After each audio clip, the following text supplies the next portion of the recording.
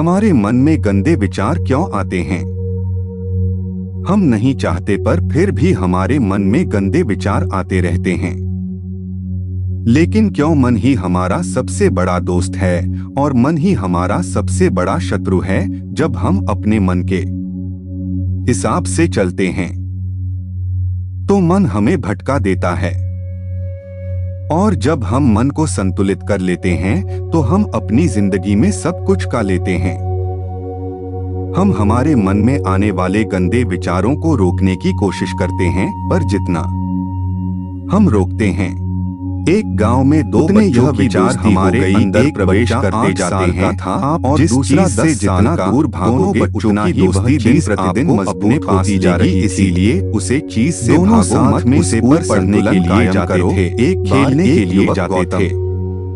एक दिन दोनों बच्चे गेंद से खेल रहे थे, बोला कि ये बुद्ध मेरे मन में गांव से दूर निकल गए और एक सुनसान इलाके में पहुंच गए। मैं नहीं चाहता कि मेरे मन में गंदे विचार आए, बहुत ही पुराना कुआं हमेशा जो कि सूख चुका था और उनकी गेंद उस पुराने कुएं और मैं जाकर गिर गई के बारे में सोच जो 10 साल का बच्चा था मेरी बोला कि रुको, समय यह सब सोचने में ही नसी हड़बड़ाहट और जल्दीबाजी में वह कुएं में गिर गया। विचारों की वजह से मैं कभी भी नहीं बल्कि वह बच्चा भी और मैं हमेशा ही स्त्रियों को देखकर मुझे छोटा हो जाता हूँ। जो कि बाहर खड़ा था वह घबरा गया, मुस्कुराए, सोचा कि अब क्या होगा। युवक से पूछा तो मुझे पता है मारेंगे या काम वासना इसकी जान चली जाएगी, यह बच नहीं पाएगा। फिर लड़के ने उत्तर दिया में और कहा बहुत में यह तो नहीं जानता कि आ रहे थे। अंदर से बच्चा चिल्ला रहा था, बचाओ, ये जो भी है इधर से बाहर खड़ा बच्चा चिल्ला रहा था, बचाओ। युवक से कहा सुनसान जगह के कारण तुम यह समझना है कि प्राकृतिक रूप से जो भी चीज हमारे अंदर रहा था वह बुरी नहीं है। छोटा बच्चा दौड़कर हमारे जीवन में इधर उधर घूम कर देख लिया, ना कुछ जरूरत है, वासना कोई बुरी बात नहीं है। अब अंदर पड़े बच्चे का गला चिल्लाने हमारे मन की एक जा रहा है जो हमें किसी न किसी चीज की कमी का एहसास करवाती है। आस-पास में पानी भी नहीं मिल रहा था, समझ चीज को पाने के लिए उसे चीज की तरफ आकर्षित हो जाते हैं। तभी उसको दूर झाड़ी के पास अगर तुम्हारी पास बाल्टी दिखाई दी, वह बच्चा दौड़ कर गया तो तुम में लेकर पाने की वासना उत्पन्न हो जाएगी। बाल्टी बांधी और रस्सी नीचे कुएं में प्रकार की कमी है। उस 10 साल के लड़के से की जरूरत का एहसास कहने लगा कि आ जाओ ऊपर, और जब ये जरूरत शारीरिक हो तो हम अंदर पड़ा लड़का कहने लगा कि पागल तो नहीं हो गए हो, तुम भी गिर जाओगे। ने गौतम बुद्ध को कहा कि ये नहीं हो काम वासना का मतलब तो समझ में आ गया। के लड़के ने कहने लगा कि नहीं, मैं यह हाथी कहाँ से है, कैसे आऊंगा, तुम बाल्टी पकड़ो। गौतम बुद्ध ने कहा कि काम वासना कहीं से आती। 8 साल के बच्चे ने नहीं है, यह जान लगा दी, अंदर ही गला सूख चुका है, प्यास लग रही है, इसका होना तो जरूरी भी है, लेकिन उसके बावजूद का उसने उस रस्सी को अपने पूरे दम से खींचा, अंदर ही है। उस 10 साल के लड़के को बाहर निकाल दिया। लोग इसे गलत क्यों बोलते हैं? बच्चे को निकलते रात हो गई, यही तो समस्या है। दोनों बच्चे गांव की तरफ जा रहे थे, गलत तरीके से सोच लिया है तो इसे छिपाने की दबाने की कोशिश दोनों के माता पिता काम वासना गलत नहीं, गांव वाले कह रहे थे कि बच्चे मिल जाएंगे, बच्चे मिल जाएंगे, लेकिन मिले कहीं नहीं तो सब परेशान। जिससे प्रेम इन दोनों बच्चों को जब उसी की तरफ जीने लग जाते हैं तो उसे पाना हो गए कि मिल गए, बना लेते हैं और उसी के बारे में हमेशा सोचते रहते हैं। दोनों बच्चे से पूछने लगे कि कहाँ गए सब थे? गलत है, बच्चों ने समझ से कहा क्या था कि क्या है, जानवरों में तो मार पड़ेगी कि इतनी दूर चले गए, कुएं में गिर गए। और अगर झूठ बोल दिया क्या बहाना, जानवरों में भी काम नहीं करना होती है क्योंकि जानवर ऐसे हालात थे और दिन भर से आगे बढ़ाएंगे। बुद्ध ने कहा तो फिर इन दोनों ने सच बोल दिया। छोटे बच्चे ने कहा कि युवक ने कहा मुझे नहीं तो मैंने रस्सी से खींचकर बाहर निकाल, मुझे बताइए। गौतम बुद्ध जैसे ही ये बोला तो लोग हंसने लगे कि प्रयोग आनंद प्राप्ति के लिए नहीं करते, तुमसे एक बाल्टी पानी नहीं उत्पन्न करने के लिए काम वासना का उपयोग करते हैं, जानवरों को प्रकृति ने उन बच्चों का मजाक उड़ाने समझ नहीं दी कि वह काम वासना के सबसे बुजुर्ग का आधार बना सके। जब थे मनुष्य ने कहा समझ के बलबूते पर प्रकृति में पाई जाने वाली प्रत्येक वाकई में 10 साल के बच्चे को अपने प्रयोग बाहर निकाल दिया। अब हम इसके इंसानों ने ही पहली बात तो ये कि इसका साधन बना लिया है, विकल्प नहीं था। इसे मालूम था कि प्रकृति ने तो हमें निकाला तो ये आगे बढ़ाने के लिए दिया था, लेकिन दूसरी बात इसके आसपास जीवन का कोई ये कहने वाला नहीं था कि तुझसे नहीं होगा, और इस तरह से बच्चे सच बोल रहे हैं। काबे लगाम हो जाना गलत है। आप सक्सेस माना चाहते हैं तो ये बातें याद रखिएगा, हम पर हावी क्यों होती है। पहला, आपके पास कोई ऑप्शन नहीं बचा हो जाती है, तब गौतम बुद्ध ने कहा कि करके ही दिखाना है, बताऊंगा। और दूसरा, जब आसपास के लोग कहने लगे कि तुमसे नहीं होगा का सारे बन जाओ, उन समझ के जाएगा, सुनो तुम्हें तुम्हारे सारे सवालों का जवाब मिल जाएगा। यही कहना चाहूंगा कि कर समझना है कुछ ऐसा की दुनिया। फिर गौतम बुद्ध युवक को बताना शुरू करते हैं। एक बार की बात है, एक आश्रम में गुरु और उनके शिष्य रहा करते जिससे रोजाना आश्रम के बाहर स्थित गांव में दीक्षा लेने के लिए जाते उसे आश्रम का एक शिष्य जिस गांव में भिक्षा लेने जाता था, उसे रास्ते में एक नदी पद्धति थी जिससे रोज उसी रास्ते से भिक्षा लेने जाता था। इसमें छिपकर देखने वाली क्या बात है। तब वो लड़का शीशे की तरफ देखकर उससे कहता है, अरे पागल, तुम्हें दिखाई नहीं दे रहा क्या कि कैसे यह परिया नदी से पानी निकल रही है? जरा उनकी अदाओं को तो देखो, उनके कोमल शरीर को देखो, उनकी पतली कमर मटके को उठाते समय बाल खाती है और उनके बाल उनकी कमर पर कैसे लहरा रहे हैं, मानो सुंदरता बिखरी पड़ी हो। जिससे ने फिर नदी की तरफ से कहा और इस बार वह इससे देखता ही चला गया। अभी तक तो कुछ भी नजर नहीं आ रहा था और वह बिल्कुल निर्भय था, उसे किसी भी बात का कोई डर नहीं था।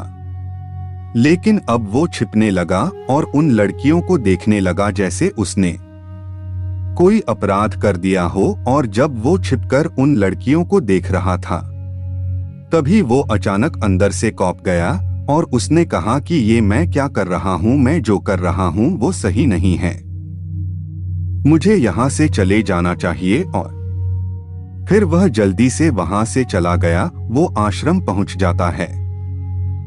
आश्रम जाकर वो अपने कार्यों में लग गया, लेकिन जो अभी वह देखकर आया था वही उसकी आंखों के सामने बार बार आ रहा था।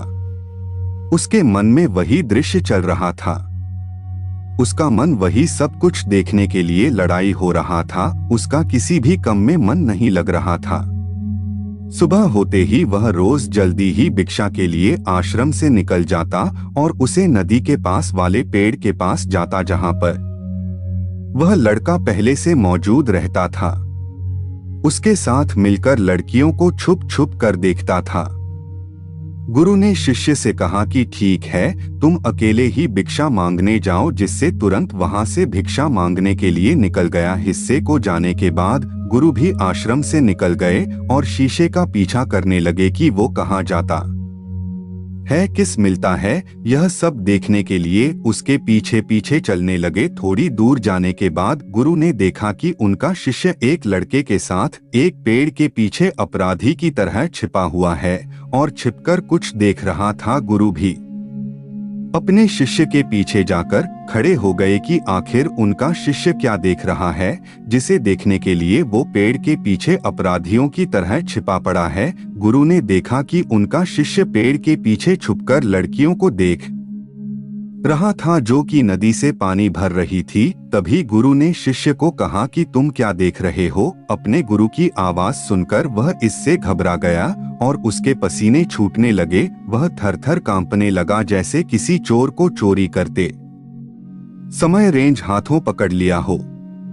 उसी से की हालत खराब हो गई। वो कुछ भी नहीं बोल का रहा था। दूसरा का जो शिष्य के साथ था वहां से भाग गया, जिससे घबराया हुआ था। उसके मुंह से कुछ टूटे फूटे शब्द ही बाहर निकल रहे।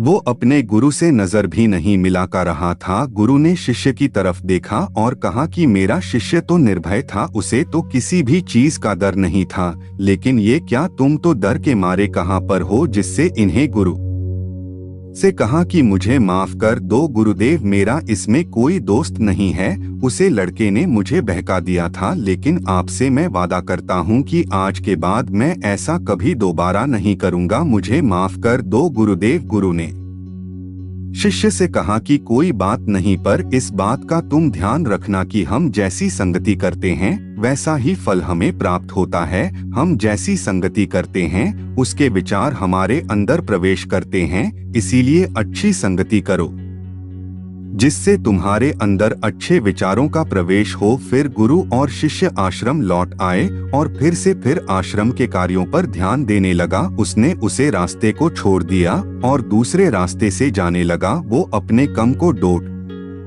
ध्यान से करता, लेकिन धीरे धीरे उसके अंदर क्रोध उत्पन्न हो गया और फिर वो दूसरे हसन पर क्रोध करने लगा और बेचैन देने लग गया। अब वो सही समय पर भोजन भी नहीं करता था, वो भोजन भी बहुत कम खाता था। एक रात गुरु शीशे के पास आए और उसे बोले कि अब तक तुमने कितनी बार अपना वादा तोड़ दिया। यह सुनकर शिष्य अपने गुरु के चरणों में गिर गया और रोने लगा। रोते रोते ही उसने गुरु से कहा कि गुरुदेव, मैं कई बार अपना वादा टूट चुका हूँ, फिर वादा कर लेता हूँ, लेकिन हर बार मैं वादा तोड़ देता हूँ। मेरा मन मेरे नियंत्रण में है ही नहीं। मैं बहुत कोशिश करता हूँ कि मैं अपने मन से सारे बुरे विचारों को निकल डन, लेकिन मैं चाहकर भी ऐसा नहीं कर रहा हूँ। फिर गुरु ने शिष्य को कहा कि चलो मेरे साथ। गुरु शिष्य को आश्रम के बगीचे में लेकर गए और किसी से कहा कि देखो, यहाँ पर कुछ या बनी हुई है जिससे नदी का पानी इन पौधों तक आ रहा है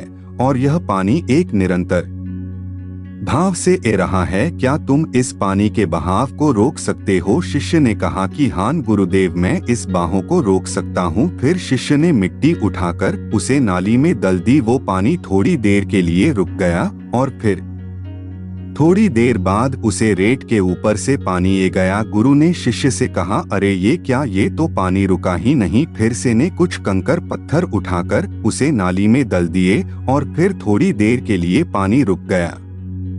मैं इस पानी को यहीं से बंद कर देता हूँ, तब आगे की नाली में पानी जाएगा ही नहीं और फिर बगीचे में पानी जाएगा ही नहीं। फिर से इन्हें नदी से जाने वाले रास्ते को बहुत मेहनत करके पत्थर और मिट्टी डालकर बंद कर दिया और गुरु से कहा कि गुरुदेव, मैंने पानी को बंद कर दिया है, अब यह पानी बगीचे में जाएगा ही नहीं। तब गुरु ने कहा, किसी से अगर पानी बगीचे में नहीं जाएगा तो पेड़ पौधों को पानी कहाँ से मिलेगा? उन पेड़ पौधों को तो पानी की आवश्यकता है और उन पेड़ पौधों में कुछ पेड़ पौधे तो ऐसे हैं जिनको रोज पानी की आवश्यकता है।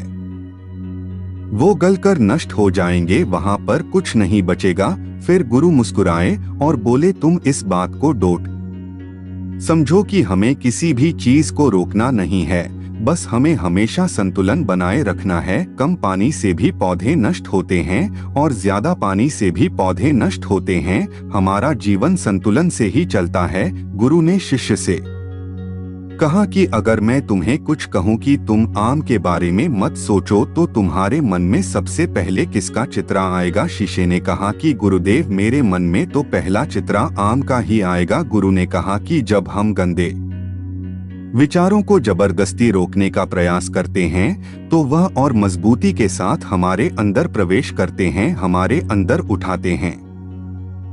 इसीलिए हमें उन्हें कभी भी दबाने की कोशिश नहीं करनी चाहिए। फिर गुरु ने शिष्य को डोट जाते हुए कहा कि हमारे गंदे विचार बुरे लोगों की संगति करने की वजह से भी आते हैं। कई बार क्या होता है कि कामुकता हमारे अंदर होती नहीं है, लेकिन कुछ अश्लील लोगों के साथ रहने की वजह से ये हमारे अंदर हावी हो जाती है। फिर शिष्य ने कहा कि गुरुदेव, आप सही कह रहे हैं, मैं अपने मार्ग से भटक गया था। फिर वो शिष्य उसे रात बहुत ही चैन की नींद सोया। सुबह अपने कार्यों को पूरे मन से किया और फिर सुबह वो भिक्षा लेने के लिए उसी रास्ते से गया जहां वह लड़का आज भी पेड़ के पीछे छुपकर उन लड़कियों को देख रहा था। वो शिष्य नदी पर गया जहां वह लड़कियां पानी भर रही थी। उसने उन लड़कियों से पानी मंगा। उन लड़कियों में से एक लड़की ने उसे पानी पिलाया और उसे सन्यासी शिष्य के चरण छुए। शिष्य ने उसे आशीर्वाद दिया कि तुम्हारा कल्याण हो, जिससे का मन सकारात्मक ऊर्जा से भर गया। उसके चेहरे पर मुस्कान आ गई थी।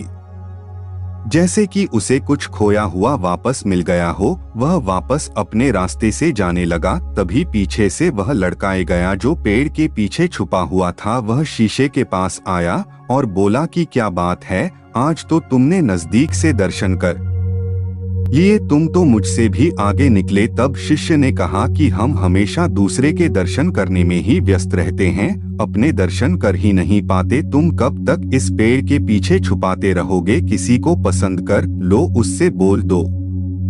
अगर वो भी तुम्हें पसंद करती है तो शादी कर लो, और उससे पहले तुम कुछ बन जाओ, अपने आप को पहचान लो। ऐसे अपना समय बर्बाद मत करो। फिर वह लड़का रोज उससे मिलने लगा और उसे लड़के ने नदी पर जाना छोड़ दिया।